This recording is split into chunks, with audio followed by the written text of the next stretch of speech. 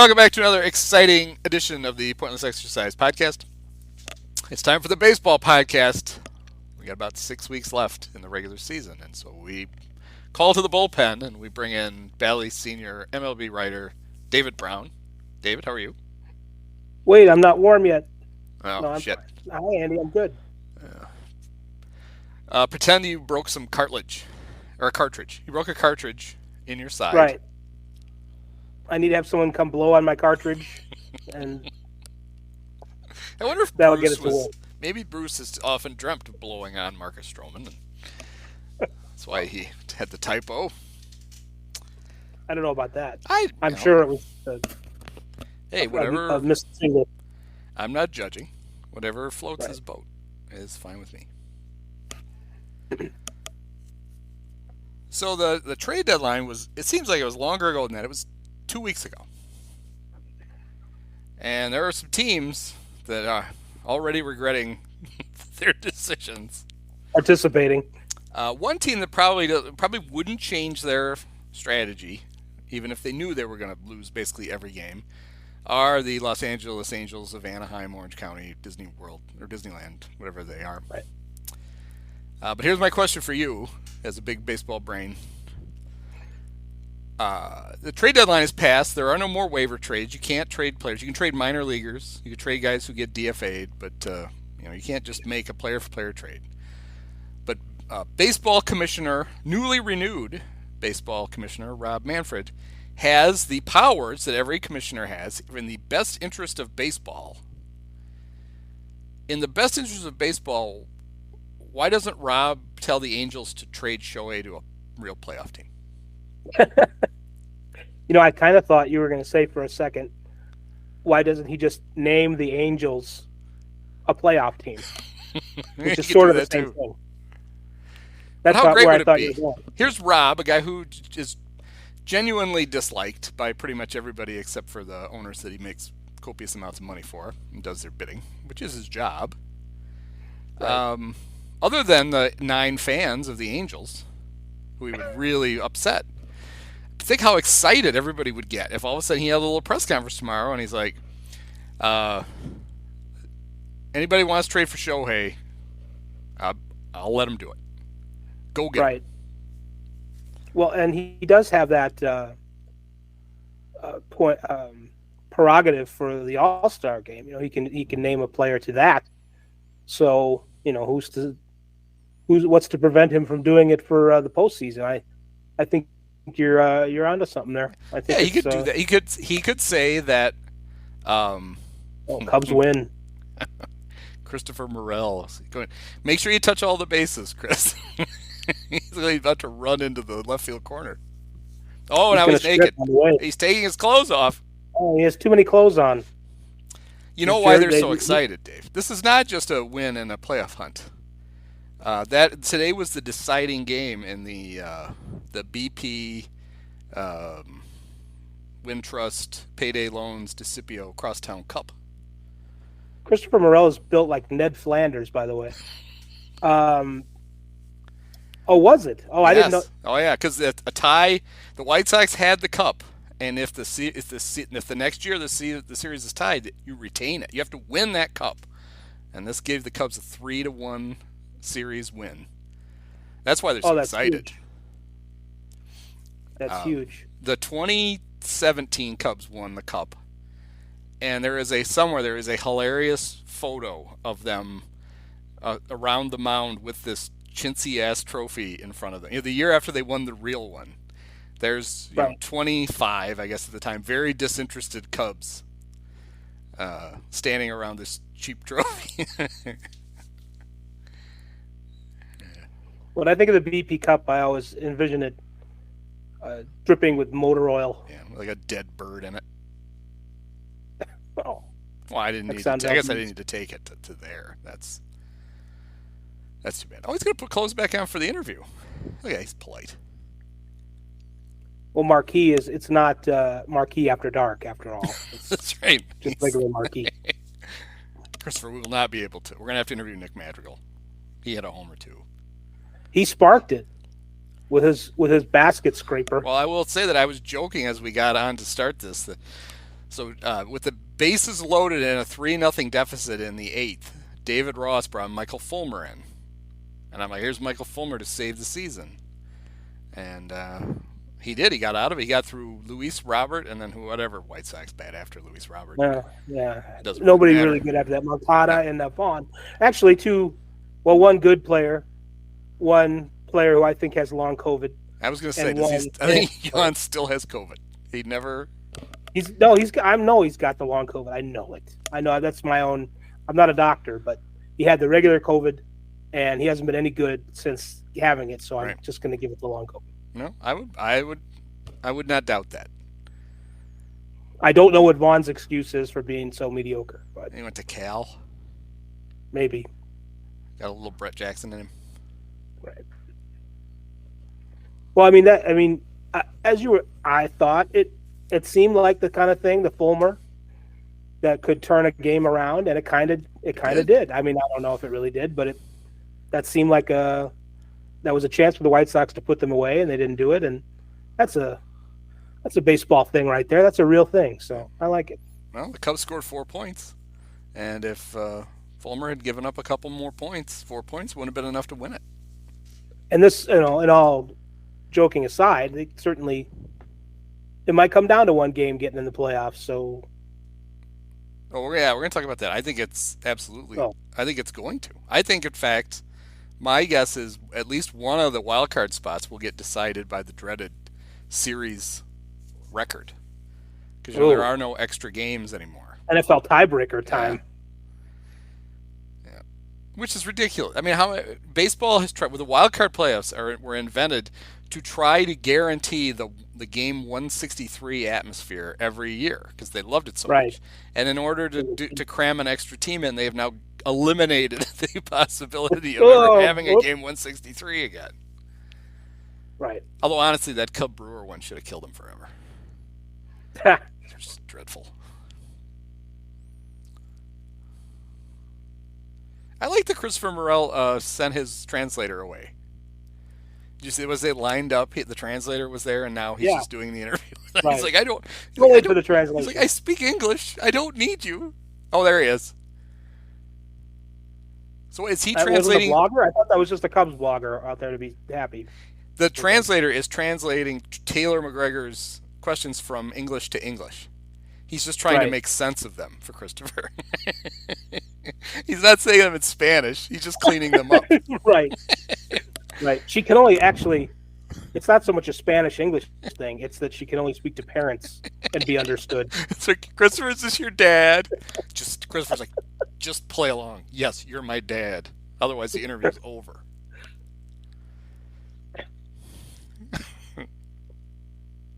I did dig his. He's an enthusiastic, energetic dude, but I liked him running around the bases there. That was fun. Yep. He was very jazzed. That's how. Whenever you hit a game-winning home run like that, that's how you should get pumped like that. I'm glad it's baseball is a game where it seems like more players are comfortable acting silly because it's. I don't think it was the Apple game. I think it was one of the marquee games. They had a good shot of him hugging Vladimir Guerrero at first base, and Vlad didn't know he was going to get hugged, and he looked terrified. He's like, Christopher's like right behind him. He just reaches around and hugs him, and Vlad's like, "What is going on?" Oh, it's you. What? I hardly know you, but thanks for. I hope it didn't come from the stands, whoever that is. That's right. Well, you would be worried if this game was at Sox Park. If somebody just all of a sudden. Oh man, don't even. Oh, with your Gamboa gambit, right? It's no good. You never know who's packing. Snake Plissken and his son come out of the stands.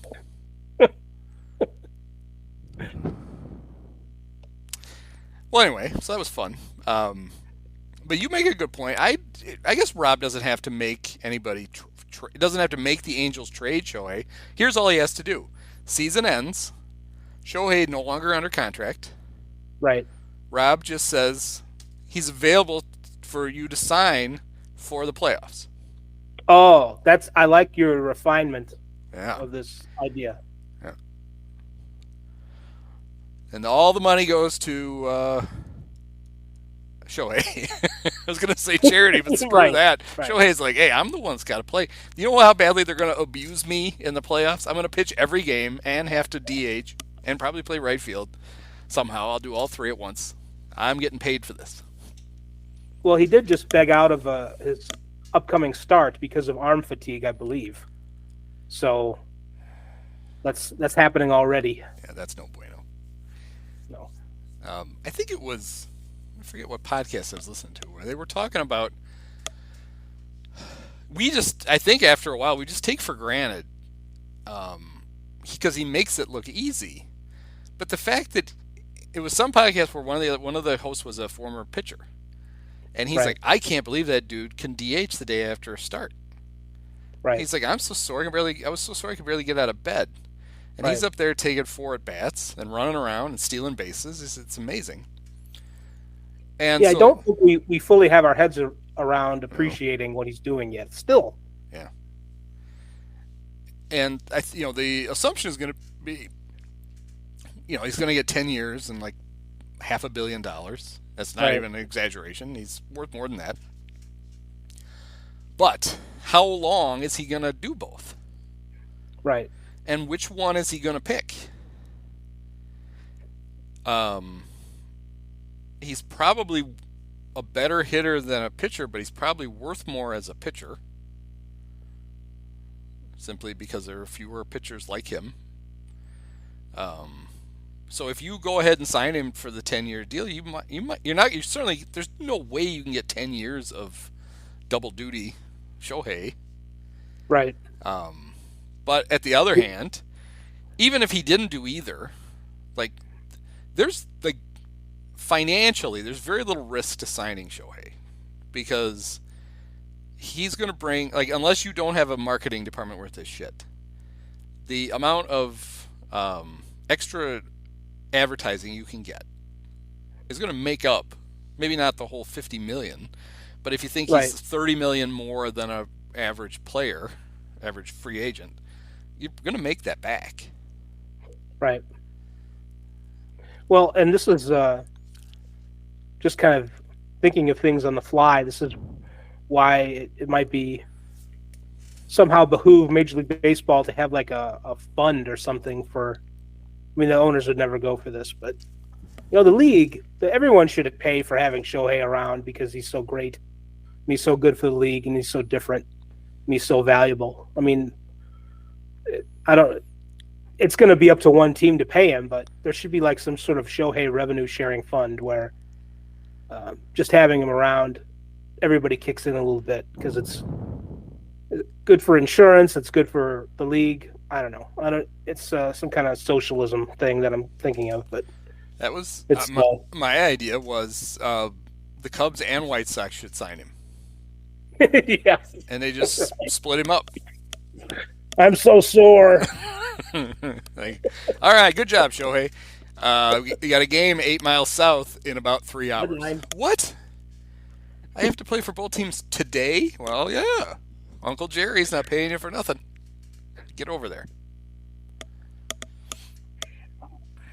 That might not work. I don't know the rules, but I think you should be able to do that. Right. It is funny because when I was, what was we were both when I was 12 and 13, we qualified for the state tournament, and we got to take like 3 players from other teams in our conference to join our team to go downstate. That's weird. Yeah. And so basically this could just be baseball doing the same thing. Yeah. The playoff teams can each add a guy from a team that didn't make the playoffs. Mm-hmm. So you can fill a hole in your team. Like if the Cubs do make the playoffs with like 1.5 starting pitchers, they can go get a couple of, they could you can all of a sudden they're probably gonna make the playoffs, but you could have Brandon Woodruff and Corbin Burns, new Cubs, Right. for the Regional playoffs. picks. Yeah, you just have to take somebody out of your own division. Right. See, I'm full of good ideas. No Cardinals though. Well, why would you want any of those losers? I didn't bother to look, but I saw that the A's were up 7-0 on them, and I was like, "Oh, I didn't know Adam Wainwright pitched tonight." Uh, But it's funny because over the weekend the Royals tattooed him, and I saw the score. It was 8-0 in the second, and I was like, "Oh, I know who's pitching that game," yeah, right. and it was him, which made my day. He stayed just a little too long. Yeah, surprised that the. You gotta give him credit. He somehow had a good year last year, throwing 83 miles an hour. But He did. you can only do that for so long. All right, so I wanted to.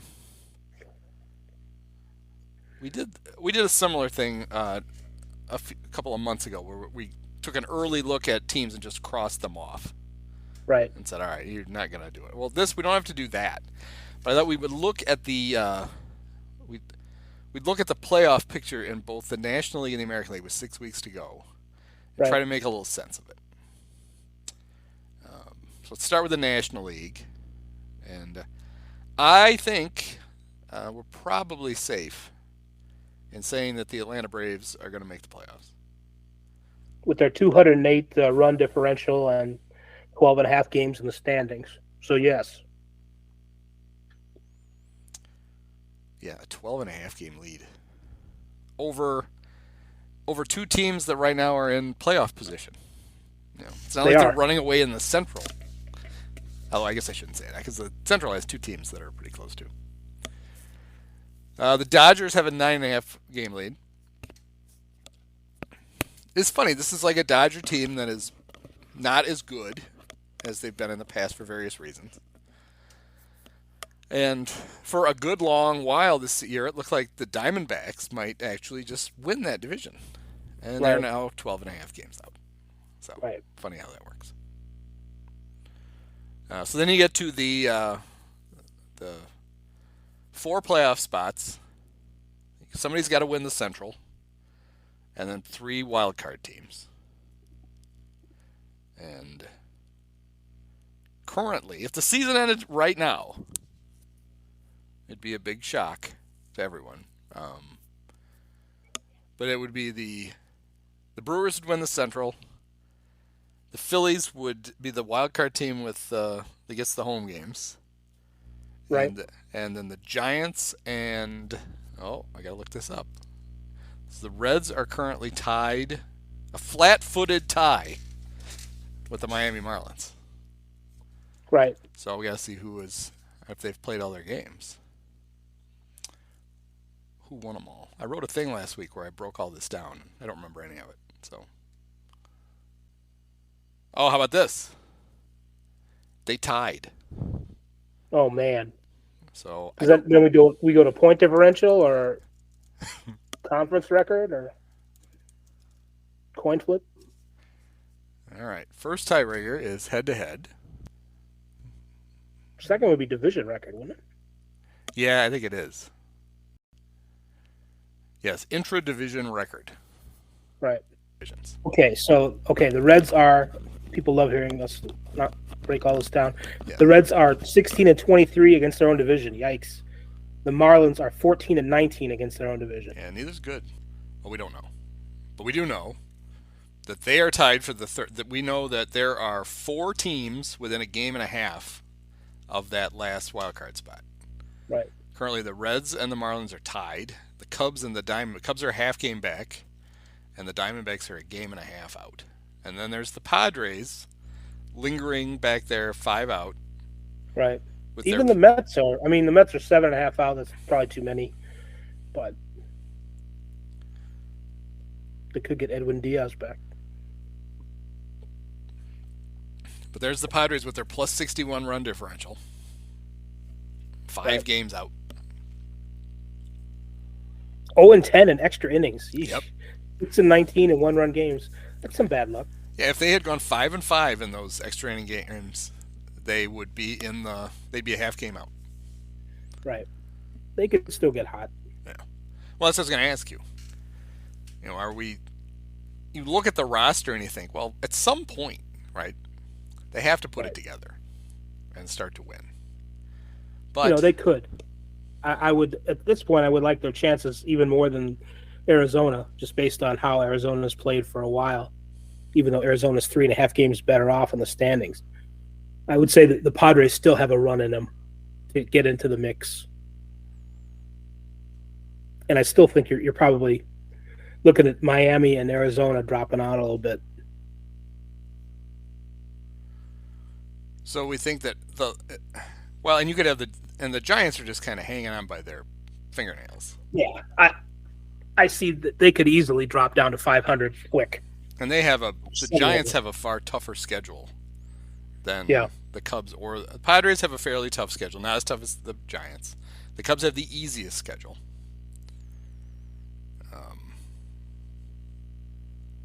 So that's got to play into it somewhere. The Reds, every time you think they're about ready to pack it in, and remember they're the Reds, they get frisky and they win a couple of games.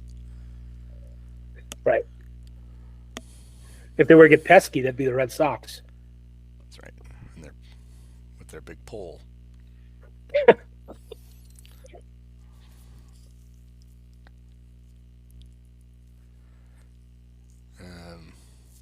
But yeah, I think my prediction was, this was last week I wrote this article, was that the wildcard teams would be the Phillies, the Cubs, and the Padres. Yeah, I think that's not a bad bet. Yeah. I would guess that it's probably more likely at this point, just given that we've gone another week and the Padres have still kind of sat in the same spot. If I had to repick, I think I would go Phillies, Cubs, Reds. Yes, I was just going to say that. I think that's what it'll be. Crazy that the much maligned NL Central could have 3 playoff teams. That's funny. They'll all be done after 3 days. But hey, right. They'll be in. The nearly maligned as much AL Central won't have that kind of experience. Actually, I guess they wouldn't all be done because one of them has to win. One of them's probably going to play Milwaukee. The Reds or the Cubs are probably going to play the Brewers. So somebody's got to win. That's how it works in baseball. But it'll be interesting. All right, so now we go look at the American League. And there are one division. Well, there's probably 2 division races that are still in play. I guess technically 3 because the AL Central. But the Twins have, at least in the second half, put a little distance between them and the sub 500 teams. Right. They're the only team in the division with a winning record. They have a 4.5 game lead over the Guardians, who couldn't score if you left them alone in the park.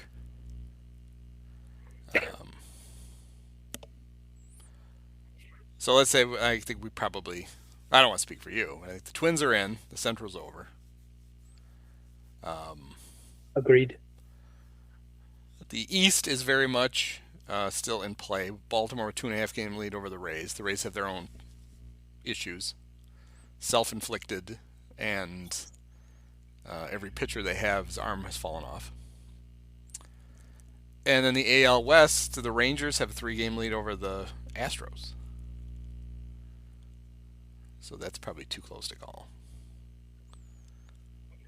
I think the Rangers will probably hang on. They've been in front long enough. Yeah. They've had some regression, and they're still in front.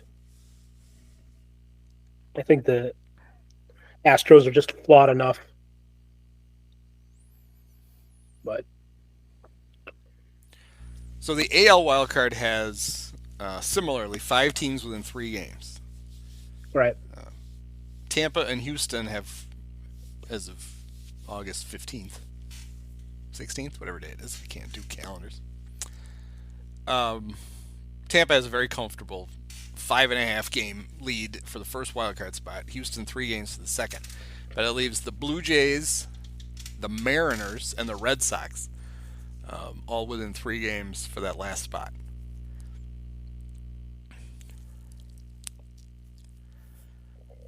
And it's funny because I don't think um, I was until a week ago. I would have been surprised that Seattle was that close. Me too. I think I declared them out Yeah. a few weeks ago when we did this. And then the Red Sox, who got a gift win last week when a ball got stuck in the light in the scoreboard. I don't know if you saw that. There was an I did not see it. so ball hit the left field that was going to score um, 2 runs, and uh, one of them would have tied the game in the it was either the eighth or the ninth. It was late, and Yoshida couldn't find the ball. It had bounced over his head, and he's like frantically running around in the outfield trying to find it. And finally, somebody pointed.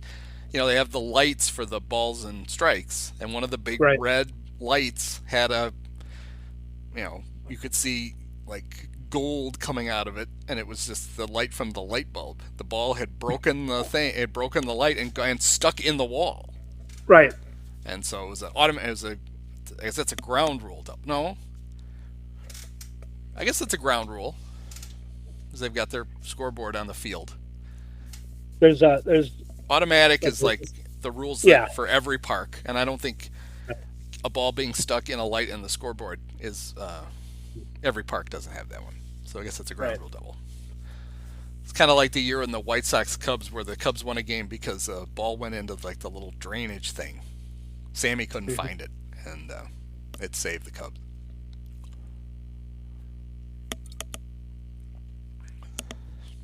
And there was all that talk that the Mariners were going to trade one of their pitchers,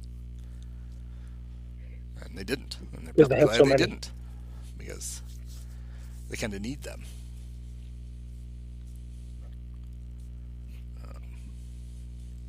And they had that crazy game on Sunday with the Orioles um, that looked like it ended like 3 different times. Right.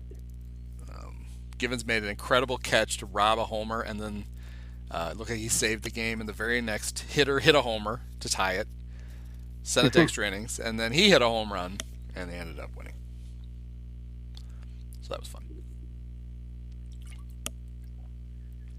Yeah, I think the division leaders right now. I mean, you say it's too close to call. You're right, but I think the Orioles will hang on. Too many injuries and indictments coming against the Rays, Yeah. and Texas hanging on against Houston, and Minnesota hanging on against Cleveland. So I think the super interesting race will probably be Toronto versus Seattle. Battle of these 77 expansion teams, as like Les Grobstein probably would have put it. Yeah. I don't think the Red Sox are any good. The Yankees aren't any good. The Angels keep. I mean, they won tonight, but they keep beating themselves. So I think it'll be Toronto and Seattle duking it out for the spot. Well, it's funny. The Angels, they got a lot of credit for not selling and for adding players, but they added like Mike Moustakas, and Right. it's like, all right, guys. They added Eduardo Escobar. It's like, uh, how far are we moving Well, this needle? right. Well, I mean, it was sort of the similar philosophy to what they did in the offseason, where they added a bunch of okay players who Yeah. are better than the negative replacement players that they had in the lineup due to injuries and whatever the year before. So, I mean, they were improving, but they were going, they're sort of improving toward 500 rather than toward 90 wins.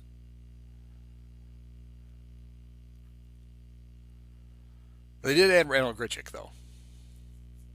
Uh-huh. They righted that wrong. They brought him home. Right. They got back a bunch of guys from their 2014 draft. This draft was pretty good. What did we do with all these guys?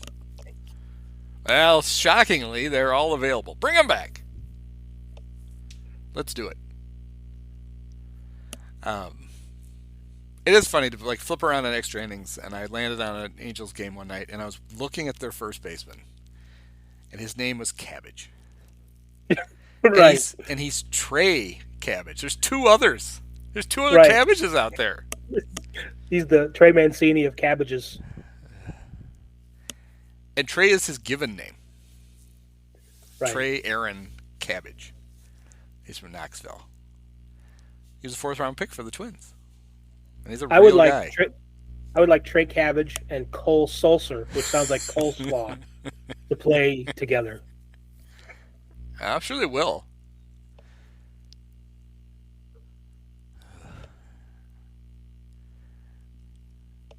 I don't know when Trout is coming back. They just had an update, sort of, that he's almost ready for baseball activities. That's important. Right. Speaking into the baseball. Yes. You're right. They've cleared him for golf. Right. As he can come back Also, he can come back tomorrow if we were golfing. Well, we're not golfing. also, lawn bowling is a go. Not jarts though. We're very worried about what'll happen if Right. Mike tries to play jarts. He's the kind of guy that will somehow stick in his neck. Right.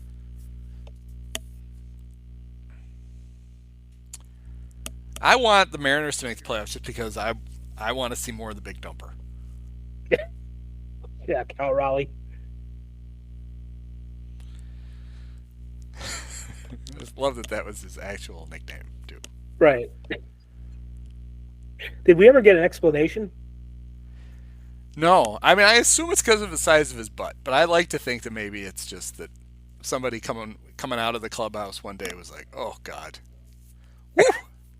Cal was just in there, the big dumper. So if you don't have a match, do not go in there. And I'd like for Joe Davis to have to explain that during the playoffs. He'd do it very excitedly. Yeah, right. You wouldn't believe the size of the shits this guy takes, Joe. Oh, sorry. Yeah, that's more of a Vince Scully. It goes into an 8-minute story. Right. And the amount of fecal matter was alarming to everyone involved. That's ball 2 to Wallach. I also like how his names are two different places. Yeah. And he's actually from North Carolina, the capital of which is Raleigh. And I think I've meant to ask him about that. I just couldn't figure out a way to do it. I sound like an idiot. So I didn't. Did your family found the town? So we're going to ask him. Right.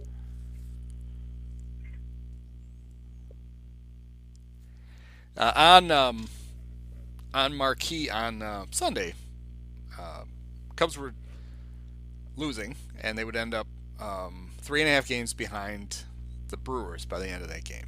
And Jim Deshaies on the air looked at the Cubs' schedule. The next 12 games were all against losing teams, and the Brewers, who have to go to play the Dodgers and play the Rangers and the Twins before they get to the Cubs, and then play on the 28th of August. And Jim declared that the Cubs would be in first place when the teams met again. Hmm. And I thought, mathematically, I just don't think. I mean, I know it's mathematically possible, but it's kind of not. Because Unlikely. in 11 Brewer games, the Cubs would have to pick up 4 full games on them. And so I did the math. And basically, unless the Cubs, which they already can't do, I guess they can. They have to go 10-2, and then the Brewers go 6-5, and that would get them into first. Right. It would made for a fun segment on a baseball game. Jim just basically admittedly talking out of his ass. Because he was basically saying, I don't know if they can, but I'm just going to guarantee that they will. Doesn't hurt me none. Right. Get what you pay for. Although some people probably are paying to get Marquee exclusively over the air. But it's funny because some guys will look at. In fact, I just read somebody, and they're right. Somebody looked at the division, and they're like, "Well, um, the Cubs were 4 games behind the Brewers going into tonight," and they were like, "You can't make that up in 6 weeks." And it's like, well, of course you can, Sure. but it doesn't happen very often. And that's what this guy's point was Right. yeah, it seems easily attainable. And then there's the other problem is that the Reds are in between. Hmm. So you have this other variable out there. You can look up and the Brewers lost, and the fucking Reds won. So that doesn't really, we gained on one, we didn't gain on the other one. So that can be a problem. But I think, everybody's not the '64 Phillies or the what year did the Mets just completely implode? Mm. That was more recent, where the Marlins caught them coming down the 2008, maybe. I don't know. and the '87 Blue Jays, I think. Yeah. They just had to beat the Tigers once, and they didn't. Right. So it does happen, but it doesn't happen that often. But what is intriguing is the Cubs and the Brewers play the last 3 games of the season against each other. Mm. So Where are those games? those games, I believe, are up in the retractable roof dairy barn. Carlos Zambrano no-hitter field. Yes. Yeah, they have to be because the one on the 28th is in Chicago. So yeah, they're finishing up there, up north. The Cubs finish with 3 in Atlanta and then 3 in Milwaukee. And you're hoping that those 3 against the Braves are like, Ronald Acuna is pitching, and Ozzie Albies always want to learn how to catch, so he's going to do that for 3 games. So you're hoping that's what's happened. Now, prior to that, the Cubs have a 12-game stretch where 9 of the games are against the Rockies and the Pirates, though. Those can be a trap, man. Yes, but and if 3 of them are in Colorado, and all kinds of crazy shit happens in Colorado. Right. So, yeah, that's the thing, right? I mean, you look at it, and you've got the easy schedule, but right. And the Cubs come out for 9 plus 7 or 8 innings against the White Sox and look dead. They come away with a tie in the series. It very easily could have been 0-2. So yeah, they basically got their asses kicked for 16 innings. Right. And ended up with a split. That's why they play the games. Yeah. I mean, Cub fans don't have to look back any farther than the '04 Cubs. And they had their 6 of the last 9 games were against the Mets and the Reds. And then they had 3 with the Braves, who were going to have long ago clinched. And they lost the biggest gut punch game. They had a 3-run lead in the 9th against the Mets and blew it. Right. Thanks to Ryan Dempster and LaTroy Hawkins. Mostly Dempster. LaTroy wore that one, but and they couldn't beat the Reds at home. The Reds were terrible. Austin Kearns destroyed them. So I always get a little when you'd rather play bad teams than good teams. Right. But it doesn't mean you're going to beat them. Even the worst teams, they win 60 games. They got to win them against somebody.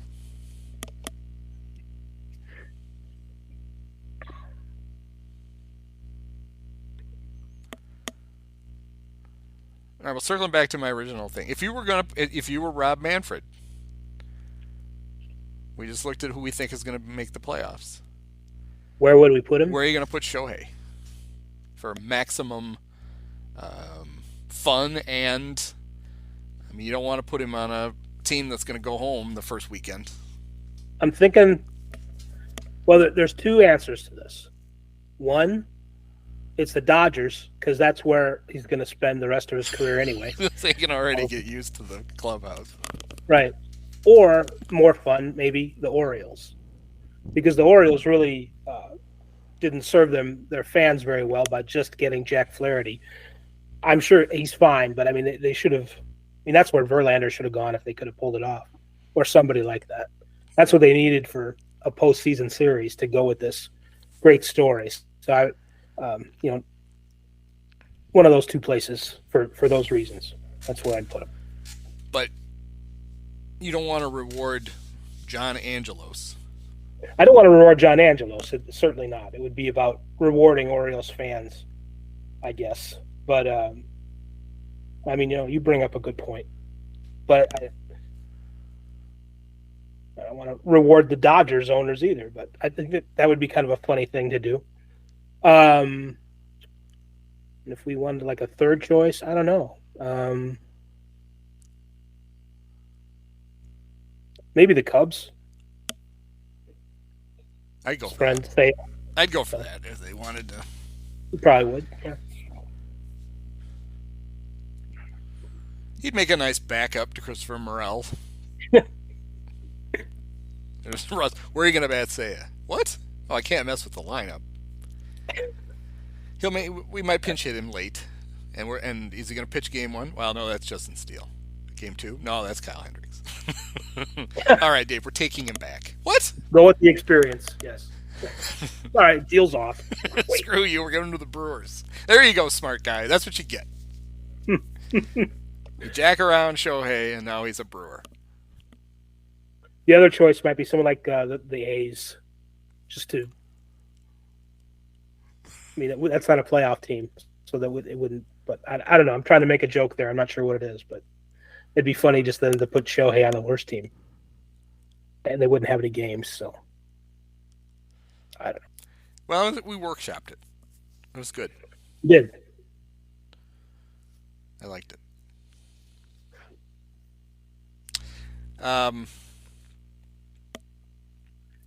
Yeah. So looking back at the trade deadline, and the teams that didn't do anything, like the Giants. I mean, they got AJ Pollock, who's now on the injured list.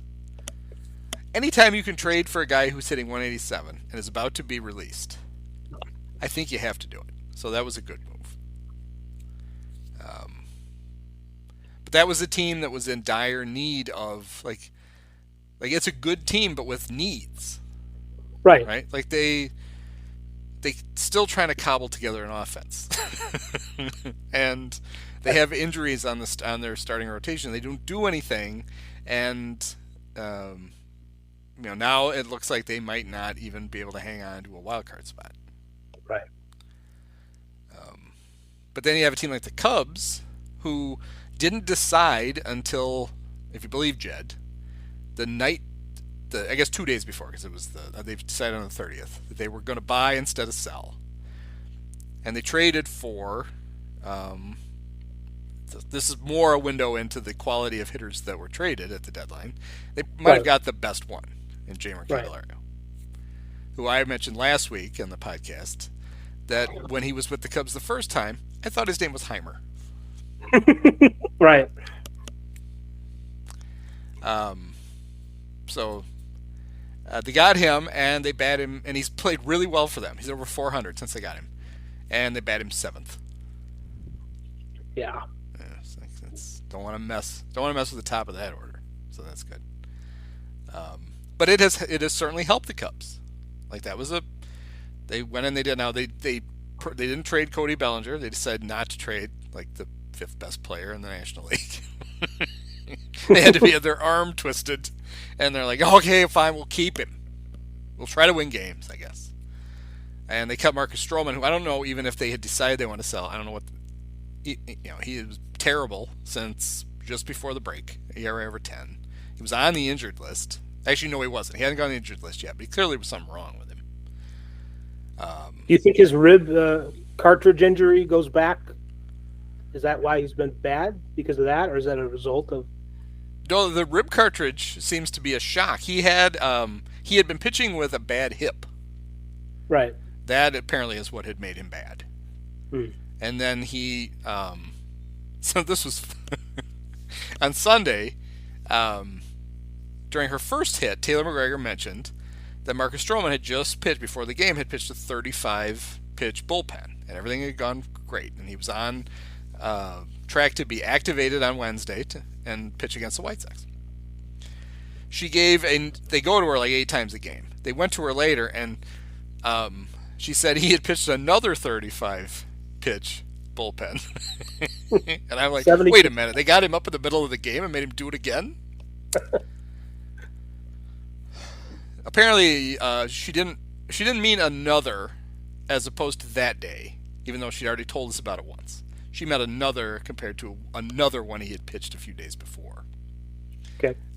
But then when all of a sudden they were like, well, we're just going to have Javier Assad pitch on Wednesday, I thought, well, that's what you get for making poor Marcus throw 235 pitch bullpens an hour and a half apart. This is what you deserve. But this is a really the update from the Cubs is ominous.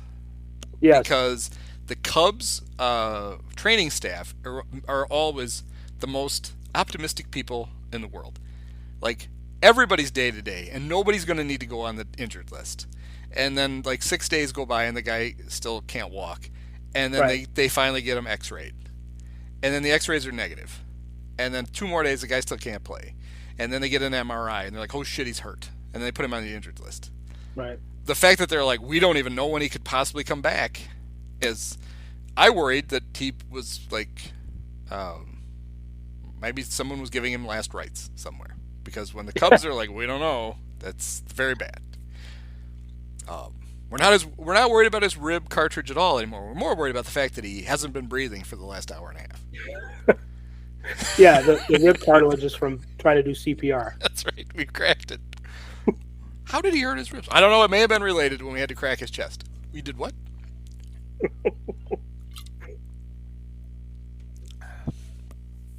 So that was an issue. I mean, we talked about this a few weeks ago. Like, the Reds and the Orioles have these good teams, but it was no real shock at the deadline that neither one of them really did very much. Right. Because their ownership is basically like, hey, look, we gave you a good team. Enjoy it. Be happy. And like, okay, now isn't now the time to even get better? What? You know. But the Reds really did. The Reds need pitching, and the Reds didn't do anything of note.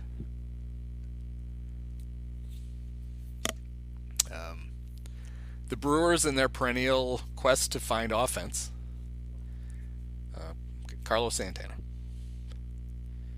The Brewers are, the embodiment of, enjoy the journey when it comes to the quest to find offense. They're just happy to keep looking. They don't really want to find it. They're just going to keep looking, no matter what they do. So, I've been complaining nonstop, and I'm not going to stop about the Cubs batting Ian Happ third. Right. He's slugging under 400 on the season. They have the guy who bats behind him is slugging 150 points higher than him. Right. And it's like, how about we get Cody more at bats than Ian? With that, and they even had a game end the other day with Cody Bellinger on deck watching Ian Happ strike out at the game. And it's like, we don't need to do this. So one of my readers kind of asked out loud on Twitter, who gets less production out of their 3-hole than the Cubs? And he decided to look it up. And in the National League, there's one team. Right. And who do you think it is? The Brewers. It's the Brewers. Yes. It's like, well, what a race to the finish it's going to be in the Central. But it's funny, the Brewers are, I guess, are they still batting Christian Yelich? They're still leading him off? I believe so. Because I think they've turned the magic lights back on the scoreboard for him. Because all of a sudden he's starting to hit again. And it's like, maybe he should be moved down in the order a couple of slots. So there's... But I don't know. I mean, who's going to get on in front of him on that team? Mark Canna? Is that who they're counting on? That's the other guy they added.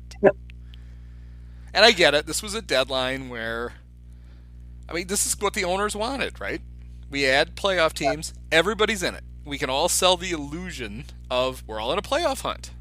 Right. But then if you don't move the trade deadline, then at the end of July, nobody wants to be seen as giving up.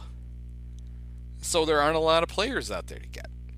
I mean, the Mets took the most extreme thing ever. They just decided, all right, this is our chance to replenish our farm system in the weirdest way possible.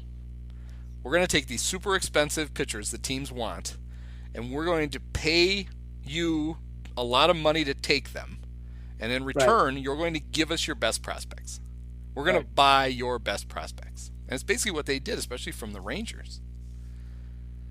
But most teams were like, well, no, we're not trading this guy. We might, our fans are going to get pissed. We're only 5 out. Right. Kind of diabolical. Yeah, and the concern I had when they floated the expanded playoffs was a team like the Cubs feeling like, okay, we don't have to build a 90-win team to make the playoffs. We have to build like an 83 or 4-win team. Mm-hmm. And that's a lot cheaper than a 90-win team or a 95-win team is to do this. And so, our off season will be full of, Trey Mancini and Eric Hosmer and Brad Boxberger. That ought to be enough. Mm-hmm. And none of those guys worked out, but it's kind of enough because some of the other guys they did get, like Cody and Dansby, who they actually did spend some money on. And they won't learn that. That won't be the lesson they learn. It won't be, we were in the playoff hunt because of the 2 guys we spent real money on, who were 2 of our best players. They'll be like, look at all these guys we signed for cheap, and we ended up making the playoffs, even though they discarded all of them by the time they got to July. None of their raft of mediocre white guys, there's only a few of them still hanging onto the door out in the North Atlantic. And one of them saved their season tonight, Michael Fulmer. Do you think the New York Yankees are going to finish under 500 for the first time in 30 years? I think they'll probably figure out a way to scratch. I haven't looked at their schedule. I don't know if they're that bad. And they're only 1 under. It's not like they're... Right. But New York fans are freaking out because they're the Yankees, and they're 1 under, and they haven't finished under 500 since 1993. Right. Yeah. So, I don't... They'll probably win a couple more games. They'll probably go 83 and 79. But, I think they see that there are some issues with their process and their... the Yankees are a little bit of the embodiment of what you're talking about. I mean, they've obviously they spent a lot of money, but they've only spent it to a certain point. They won't do the luxury tax, and if 1 or 2 things go wrong, they have the same problems that any team that spent $100 million less has. It's not, the line isn't that great, and they're just not willing to spend like old George did in the old days to make up for the things that go wrong. So they have their team, and at the beginning of the year, and that's it. And it's not, they're not going to get into spending contests anymore. And this team the past couple of years has needed a little bit of a push, and they just won't do it. Well, and then they had they had that awful loss on Sunday where they were up like 7-2 in the 8th. Yeah. And 7-3 in the 9th. They ended up losing 8-7. And the tying and winning run scored on a double down the line that Aaron Judge couldn't run after. Like, he's not healthy enough to sprint after the ball. Right. So you watching this, this great player, but this guy with a bad leg, looking like he's running 40% while the tying and winning runs are scoring. And they had a game earlier that week where Giancarlo Stanton got thrown out at home by like 15 feet on a ball that when it was hit looked like it was easily going to score him for the same reason. He couldn't sprint. Right. It's like, ugh. And then they had the weird concussion thing with Rizzo, where Right. people look back at that where he got kneed in the head on a weird throw to first base where he was trying to take the throw, and his numbers from that point on had dropped off precipitously. He hit like 171, but it went on for 2 months, Right. and then they put him on the concussion injured list. Right. It's like, how do you let a guy play for 2 months with a concussion? So there are problems, and then there's people out there who, and if I were a Yankee fan, they Brian Cashman's been their general manager for 23 years, something like that. Something like that. Yeah. It's like, does he really just have a job for life? So, but that's the Yankees. I only tune in to listen to John and Susan, and it doesn't matter to me whether the Yankees win or not. I just enjoy listening to those two. They're old timey, yucking it up on the broadcast. Right. Well, I mean, it is. I guess it's a good thing we've got. We're sitting here with 6 weeks to go, and there are the wild card races in both leagues. We're guessing who we think's going to make it, and that's what they Right. want. They want Yeah. all of this will be worth it for the fun games you should get the last 10 days of the season. All that we've said about how it would have been nice if the Reds had made a move or whatever team that's close. They're still right there, and they didn't have to make a move to be in it. Right. They obviously would have been better, but they're in it anyway. And that's what MLB wants. Wants us to be happy with that. So, and I guess it is better than having a bunch of wide margins that can't be overcome. Yeah. So that's the fun of it. We'll see what happens. All right. Okay. Thanks, Andy. Well, thanks. Many of us have herpes.